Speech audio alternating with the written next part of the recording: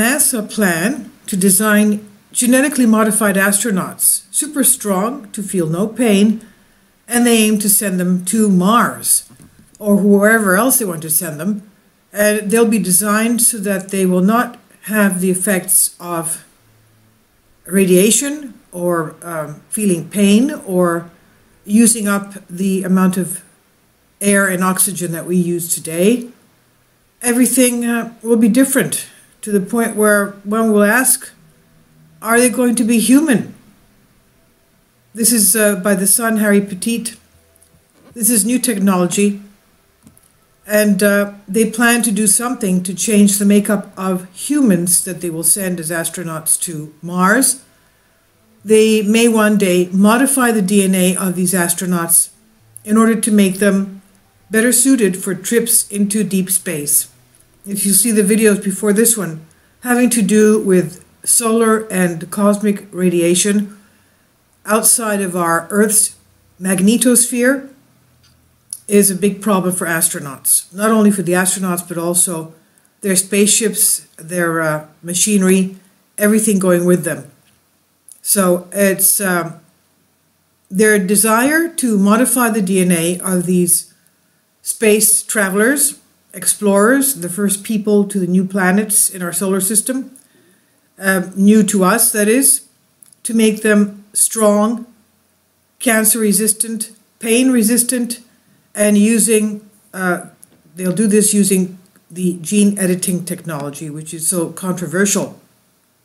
So, a lot like Sam Worthington's 2018 science fiction flick, The Titans, these astronauts would be engineered in order to deal with the long-distance space travel, and NASA researchers have already begun to examine the possibility of such a thing, gene editing their DNA. One experiment took place at Cornell University in New York State, and it's looking at taking a gene from a tiny but hardy creature in order to insert this gene into humans. It's the tardigrade, the water bear. And we know that China has already left these tardigrades on the moon to see how they would bear. So this tardigrade gene will be inserted into humans, the water bear gene. It's smaller than a grain of table salt with a remarkable resistance to cosmic radiation. I guess that's why China left them there, to see how they would fare. So scientists hope to take that gene that grants them this resistance and implant it into human astronauts to help them survive this cancer-causing cosmic ray infestation, and they'll have to face they'll be facing during their space missions. Not only traveling there, but remaining there. So Dr. Christopher Mason, who was the lead scientist on this project, said that we'll protect the astronauts physically, we will protect them pharmacologically. But could we protect them genetically with armor on the inside of their cells? Thus, genetic modification. So we know that this technology, of course, has huge ethical and legal hurdles to undergo and remains decades away from ever being implemented. But it involves taking the super gene in question, using a virus to permanently weave it into a person's DNA, permanently. Scientists will have no idea what the long-term effects of this change will have on someone's mental and physical health. Now, if you look at a couple of videos back, you'll see that there's a video on donor transplants, organ transplants, and we even had a nurse commenting that she was in the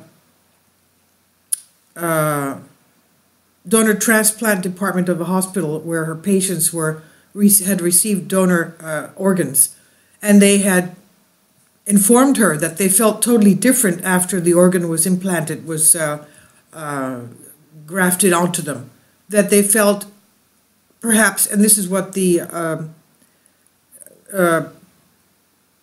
what are they? They're people that have knowledge about this, claim that the spirit and the soul of the person giving the live organ goes and is still attached to the organ that is transplanted onto the person receiving the organ.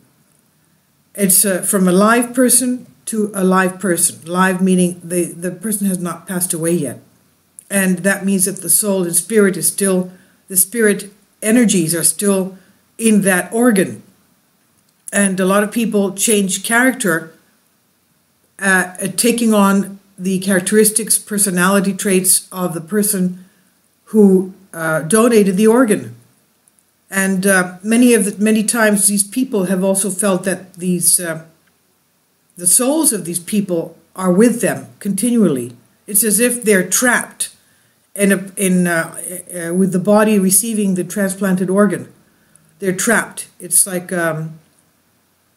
something that should not be taking place. Let's put it that way. All right. So if that takes place with a human organ, which is removed from a brain-dead patient, whereas the body is still alive. This is something that the doctors decide when the person is brain-dead to start removing the organs for transplant, for donation. The life is still in the organ. The soul is still there, from what some spiritual knowledgeable people know. And so what does that mean, having grafting DNA and genes from animals into people that will permanently be in them? Who knows? If something similar also takes place there. Now, more than 40 other genes that could benefit astronauts have been tracked by Harvard University Professor George Church. He's a geneticist. 40 other genes. One has been found in the Tibetans, the people of Tibet, allows them to function at the top of the mountains, where there is very little oxygen. And now transferred to astronauts, the trait could help them survive on limited supply of gas. Other genes boost memory and strength or make someone less sensitive to pain or even anxiety. One is known as ABC11 gene and is linked with sweat that does not smell bad. That's very important for people that are, of course, in a cramped space, limited amount of space. Can you imagine the unpleasant odors that are there surrounding people that don't take baths for quite a long time? Because, of course, the germs and the microbes in the sweat. Now, gene scientist Professor Robin Lovell-Badge of the Francis Crick Institute of London said that the tardigrade, the water bears, the tardigrade DNA idea was an interesting one. He says, but I suspect rather premature. Each change, of course, we know, each change to the human DNA, even a little bit, can be disastrous. Would need to go through lengthy assessments for safety and efficacy. Well, how do you do that? Are you going to start taking thousands of people, changing one DNA, one strand at a time, one gene at a time, to see if it works or not, if it's permanently in place in them? That's not really feasible, is it? I mean, that's not even ethical for doctors to do that. So, Professor Lovell-Badge said, and there is a question as to who would volunteer to have probably permanent changes made to their DNA.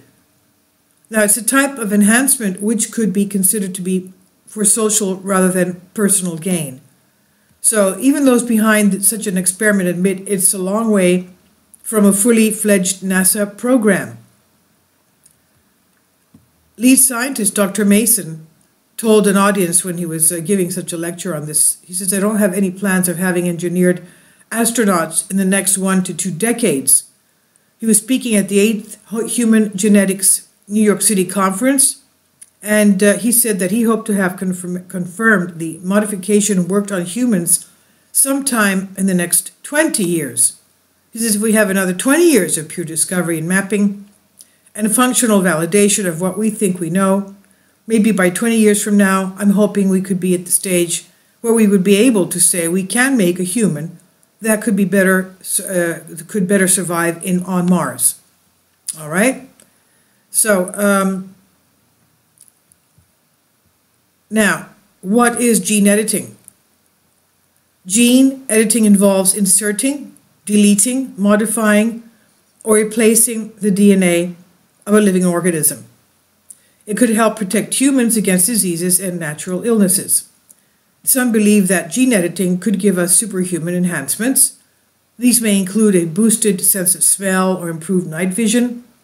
And scientists are divided, of course, over the ethics of gene editing. Editing DNA is a new and risky science that could have unknown consequences for babies and humans. Now, DNA editing could also lead to societal changes, with the prospect of designer babies becoming real. That is, superhumans as opposed to normal humans, which will be inferior, supposedly, quote unquote. So this could lead to severe inequality, a future where only the rich can afford to modify their DNA, could lead to a new elite race of superhumans.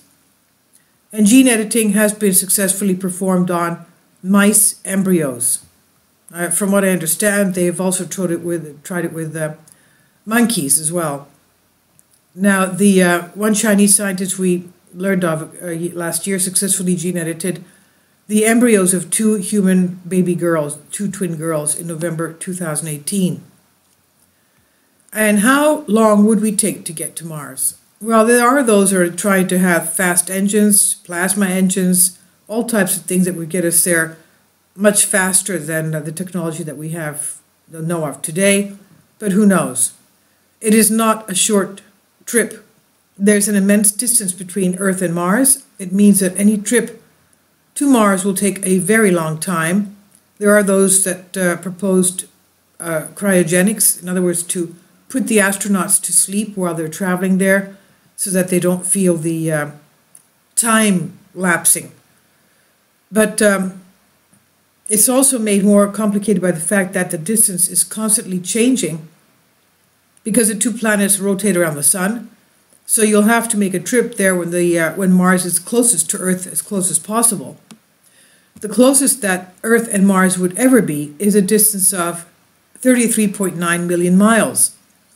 That's 9,800 times the distance between London and New York. That's really rare, though. The more useful distance is an average which is about 140 million miles. So it's beyond our sun, which is 93 million miles.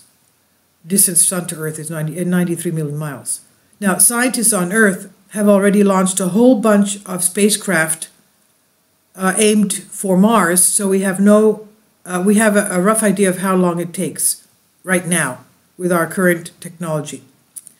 The trip has taken anywhere from 128 to 333 days, admittingly a huge length of time for humans, just about a year, on board a cramped spacecraft.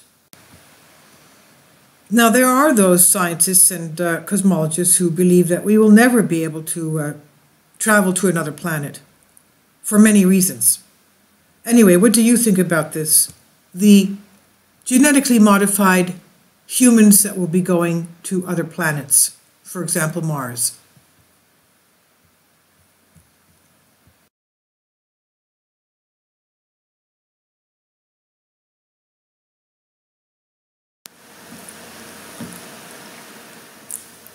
If you'd like to join me on my Patreon account, you will hear content not covered by mainstream media.